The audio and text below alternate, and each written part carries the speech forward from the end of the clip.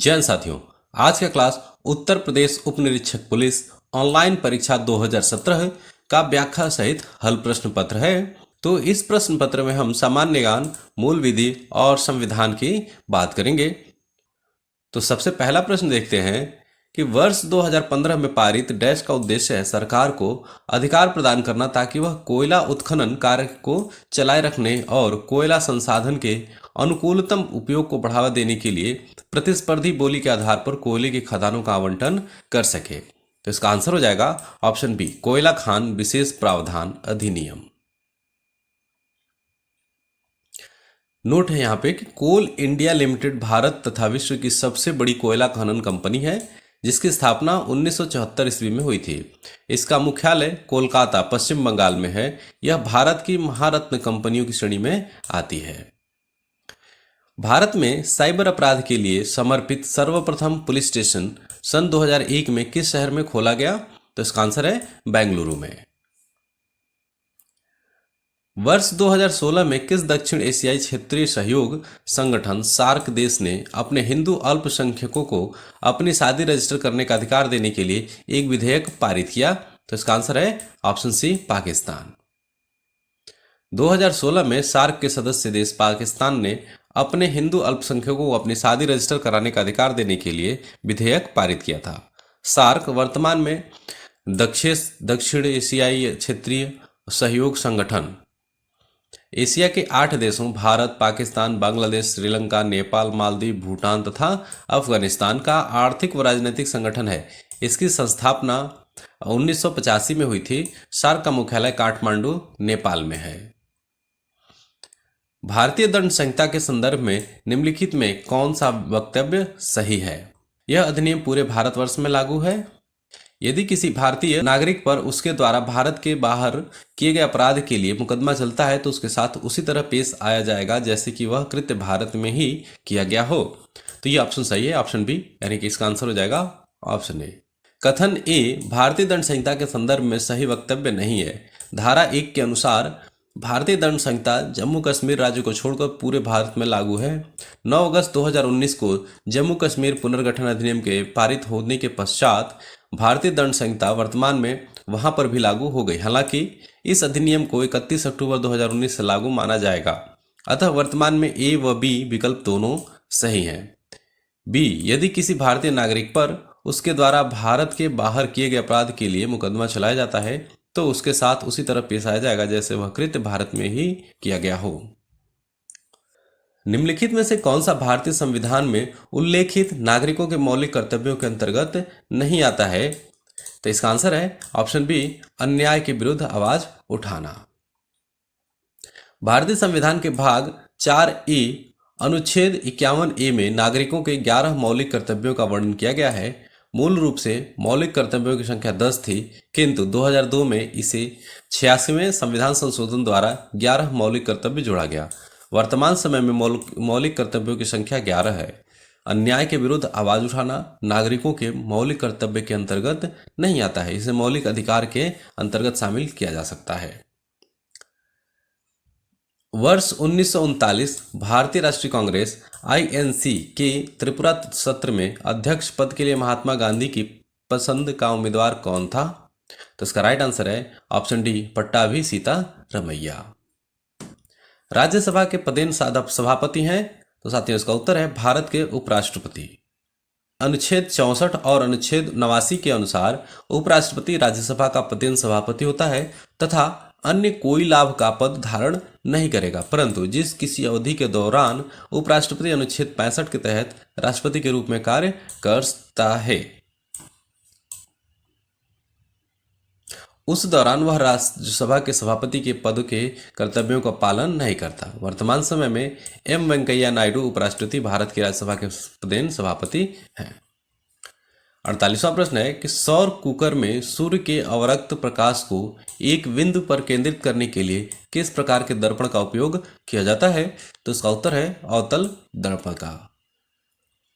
विधायकों की संख्या की दृष्टि से भारत की सबसे छोटी विधानसभा कौन सी है? तो ये है Puducherry. Option C correct answer है पुदुचेरी। विधायकों की संख्या की दृष्टि से भारत की सबसे छोटी विधानसभा पुदुचेरी है। पुदुचेरी विधानसभा में विधायकों की कुल संख्या 30 है और यहाँ के से राज्यसभा में एक सीट तथा संसदीय सीट भी एक है। सबसे कम विधायक और सांसद पुदुचेरी राज्य में है। अतः वर्तमान में पुदुचेरी दूसरा, प्रथम दिल्ली ऐसा संघ राज्य क्षेत्र है जहां अनुच्छेद 239 क के तहत संसदीय विधि द्वारा सृजित विधान तथा मंत्रिपरिषद है। 30 नवंबर 2017 को भारतीय अल्पसंख्यक आयोग के अध्यक्ष कौन थे? तो इसका आंसर है घयोरुल हसन। घयोरुल हसन। यदि किसी कार्यस्थल पर कर्मचारियों की संख्या डैश से ज्यादा हो तो भारत में स्थित सभी कार्यस्थलों में महिला यौन उत्पीड़न रोकथाम, निषेध एवं निवारण अधिनियम के अंतर्गत दिए गए दिशा निर्देशों का क्रियान्वयन करना होगा। तो इसका राइट आंसर है 10। यदि किसी कार्यस्थल पर कर्मचारियों की संख्या 10 से ज्यादा है तो। जिस केंद्र शासित प्रदेश को की अपनी विधानसभा नहीं होती है उसके प्रशासन का दायित्व किसका होता है? तो इसका राइट आंसर है राष्ट्रपति का। ऑप्शन सी करेक्ट आंसर होगा, राष्ट्रपति का। स्पन कर एक प्रकार का डैश है? तो इसका उत्तर है बी मुद्रा लेन देन कर। भारत में निर्वाचक नामावली के संदर्भ में निम्नलिखित में से कौन से वक्तव्य सही हैं? निर्वाचक नामावली को सामान्यतः प्रतिवर्ष संशोधित किया जाता है ताकि उन सभी लोगों के नाम जोड़े जा सके जिनकी आयु उस साल 1 जनवरी को 18 वर्ष हो चुकी हो या फिर वे लोग जो उस चुनाव क्षेत्र में स्थानांतरित हुए हों तथा उनके नाम हटाने के लिए जिनकी मृत्यु हो गई हो या वे लोग जो उस क्षेत्र के बाहर चले गए हों। तो ये बिल्कुल सही उत्तर है। निर्वाचक नामावली का अद्वितीकरण केवल चुनाव प्रचार के दौरान रोक दिया जाता है जब प्रत्याशियों का नामांकन शपथ संपन्न घोषित कर दिया जाता है। तो ये भी सही है, ऑप्शन सी सही होगा, ए और बी दोनों ही। इनमें से कौन राष्ट्रीय सुरक्षा समिति के सामरिक नीति दल के सदस्य हैं? तो इसका राइट आंसर है केवल बी गृह सचिव, केवल गृह सचिव। शाहजहां के सत्तारूढ़ होने से पहले जहांगीर के बाद वास्तविक शासक कौन था? तो इसका सही उत्तर है शहजादा शहरयार, शहजादा शहरयार। आयकर अधिनियम की किस धारा के तहत आय से कटौती की जा सकती है? इसका राइट आंसर है धारा 80। आयकर अधिनियम की धारा 80 के तहत आय से कटौती की जा सकती है। बचत के लिहाज से आयकर कानून की धारा 80C बहुत महत्वपूर्ण है। इसमें बहुत से ऐसे विकल्प हैं जिनमें निवेश के जरिए आप 1.5 लाख रुपए तक की रकम पर टैक्स बचा सकते हैं। निम्नलिखित में से किन घोटालों के बारे में ऐसा माना जाता है कि सूचना अधिकार अधिनियम के कारण इनका पर्दाफाश हुआ? तो वह है आदर्श ताक आवास योजना घोटाला और कोयला ब्लॉक घोटाला। ऑप्शन सी करेक्ट आंसर है, ए एंड सी। किसी महामारी की स्थिति में सरकार मौलिक डैश को सीमित कर सकती है और आम नागरिक के हित के लिए कुछ प्रतिबंध लागू कर सकती है। तो स्वतंत्रता के अधिकार, ऑप्शन सी करेक्ट आंसर हो जाएगा।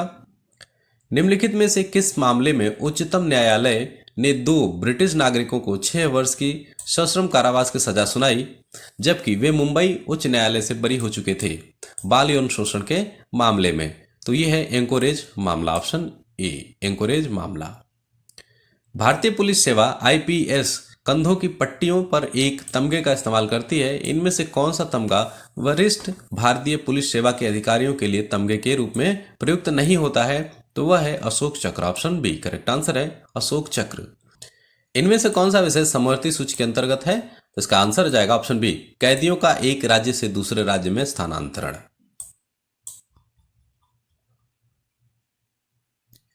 ऑप्शन बी दिया है कि संविधान के 7वीं अनुसूची में केंद्र राज्य के विषयों को अलग अलग सूची बनाकर विभाजित किया गया है। इसके लिए 3 सूचियां निर्धारित हैं। प्रथम केंद्र की, दूसरी राज्य की, तीसरी बचे अन्य विषयों की जिसमें केंद्र राज्य दोनों की देखरेख के विषयों को रखा जाता है।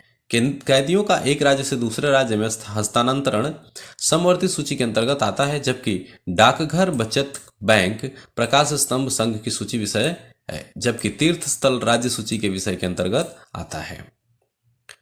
भारतीय पर्यावरण कानून में डैश एक ऐतिहासिक मामला था। इस मामले में भारतीय उच्चतम न्यायालय ने कहा कि वायु, समुद्र और वन जैसे संसाधन समग्र मानव जाति के लिए अत्यधिक महत्वपूर्ण है, अतएव इन्हें किसी भी की निजी संपत्ति का विषय बनाना पूरी तरह अनुचित है। तो इसका उत्तर है ऑप्शन सी MC मेहता बनाम कमलनाथ।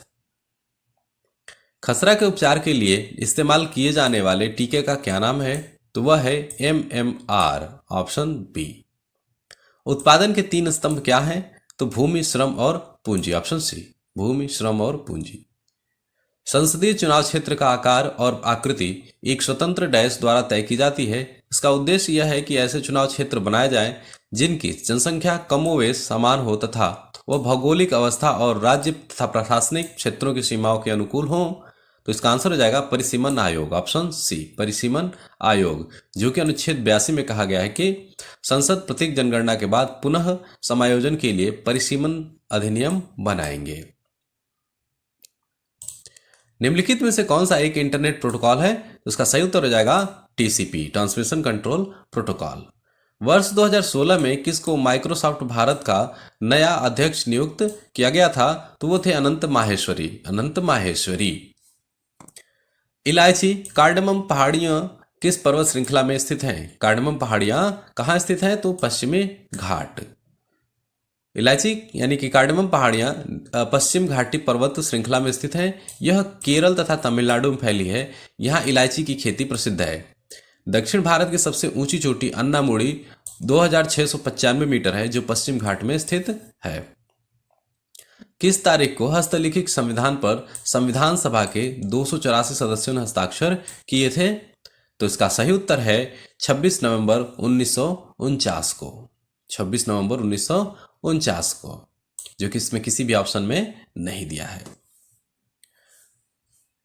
तो 26 नवंबर 1949 को संविधान पर संविधान सभा के 284 सदस्यों ने हस्ताक्षर किए थे। ज्यादातर उपबंध उसी दिन लागू हो गए थे तथा शेष 26 जनवरी 1950 को लागू हुए। अतः दिए गए विकल्पों में से कोई भी सही नहीं है। उच्चतम न्यायालय का वह कौन सा अधिवक्ता जनहित याचिकाएं दायर करने के लिए प्रसिद्ध है, जिनकी याचिकाओं में प्रमुख है अभिव्यक्ति प्रतिनिधियों को सांसद पद से खारिज करना, दूसरी शादी के लिए धर्मांतरण पर रोक लगाना इत्यादि? तो इसका उत्तर हो जाएगा पुष्पा कपिला हिंगोरानी। राष्ट्रगान और आजाद हिंद फौज का कदम ताल गीत कदम कदम बढ़ाए जा के संगीतकार होने का श्रेय किन्हें दिया जाता है? तो राम सिंह ठाकुरी को, ऑप्शन डी करेक्ट आंसर होगा। राष्ट्रगान और आजाद हिंद फौज का कदम ताल गीत कदम कदम बढ़ाए जा के संगीतकार होने का श्रेय राम सिंह ठाकुरी को दिया जाता है, जबकि इसको लिखने का श्रेय बंशीधर शुक्ल को जाता है। इस गीत को द्वितीय विश्व युद्ध 1939 ईस्वी से 1945 ईस्वी तक के बाद प्रतिबंधित कर दिया गया था, जिसे बाद में अगस्त 1947 ईस्वी में हटा लिया गया। श्री रामचंद्रम M.R. रहमान जैसे A.R. रहमान जैसे भारतीय संगीतकारों द्वारा पुनर्व्याख्यात किया गया तथा लयबद्ध किया गया। यह गीत वर्तमान में भारतीय सेना का रेजिमेंटल क्विक मार्च है। फलोद्यान के अध्ययन को बागवानी की एक शाखा है, किस नाम से जाना जाता है? तो इसका उत्तर है फल कृषि विज्ञान, ऑप्शन सी, फल कृषि विज्ञान। औद्योगिक संगठन के मुताबिक कंपनियां प्रत्यक्ष विदेशी निवेश से जुड़ी होती हैं, क्योंकि सब कुछ संपत्ति स्थानीय नियंत्रण से ज्यादा विदेशी नियंत्रण में अधिक मोल की होती है। इस यातायात संकेत का अर्थ क्या है? तो इसका उत्तर हो जाता है आगे सड़क विभाजित है। लोगों के द्वारा प्रकृति में किए गए परिवर्तन को डैश भी कहा जाता है, तो इसका उत्तर हो जाएगा मानवोद्भव विज्ञान। वर्ष 1968 से लेकर अब तक लोकपाल विधेयक संसद में कुल कितनी बार प्रस्तुत किया गया है? तो इसका उत्तर हो जाएगा कुल 11 बार प्रस्तुत हुआ है। वर्ष 1968 से लेकर के अब तक लोकपाल विधेयक संसद में कुल 11 बार प्रस्तुत किया गया है। प्रथम बार 1969 में ईस्वी इंदिरा गांधी के कार्यकाल में पेश किया गया था, परंतु लोकसभा में पारित होने के पश्चात राज्यसभा से पारित न हो सका। 11वीं बार में 17 दिसंबर 2013 को लोकपाल विधेयक राज्यपाल में पारित हो गया। 18 दिसंबर को लोकसभा द्वारा पारित किया गया। 1 जनवरी 2014 को राष्ट्रपति प्रणब मुखर्जी द्वारा हस्ताक्षर करने के पश्चात 16 जनवरी 2014 से यह लागू हो गया था। पनामा नहर किन 2 सागरों महासागरों को जोड़ती है? तो इसका राइट आंसर हो जाएगा ऑप्शन बी, अटलांटिक महासागर और प्रशांत महासागर को जोड़ती है। पनामा नहर अटलांटिक महासागर और प्रशांत महासागर को जोड़ती है। पनामा नहर को 1914 ईस्वी में खोला गया था। यह लॉक व्यवस्था पर आधारित है। यह पनामा देश में स्थित है, जिसकी राजधानी पनामा सिटी है। स्वेज नहर लाल सागर और भूमध्य सागर को जोड़ती है। आंध्र प्रदेश से पृथक राज्य तेलंगाना बनाने की आवश्यकता पर समीक्षा करने के लिए केंद्र द्वारा कौन सी समिति बनाई गई थी, जिसने राज्य की अखंडता को सर्वोच्च प्राथमिकता दी थी? तो वह थी श्री कृष्ण समिति। ऑप्शन सी करेक्ट आंसर होगा। और इसका गठन 2 जून 2014 को भारत के 29वें राज्य के रूप में किया गया था। भारत में जम्मू कश्मीर के विलय के अधिविलन पत्र के अनुसार किन क्षेत्रों में भारत को अधिकार प्राप्त है? तो इसका उत्तर हो जाता है ऑप्शन बी रक्षा, यानी कि ऑप्शन ए सही हो जाएगा, केवल बी। कराधान शिक्षा जम्मू कश्मीर के क्षेत्राधिकार में आते हैं। जम्मू कश्मीर के राजा हरि सिंह के इंस्ट्रूमेंट ऑफ एक्सेशन पर हस्ताक्षर के साथ ही भारत को 3 विषयों रक्षा, संचार एवं विदेशी मामलों पर कानून बनाने का अधिकार प्राप्त हुआ। वर्तमान में 9 अगस्त 2019 को जम्मू कश्मीर पुनर्गठन अधिनियम पारित होने के पश्चात इसे विधानसभा द्वारा केंद्र शासित प्रदेश घोषित किया गया। अतः अब वहां पर भारतीय संविधान पूर्ण रूप से लागू माना जाएगा। तो साथियों, आज के क्लास में बस इतना ही।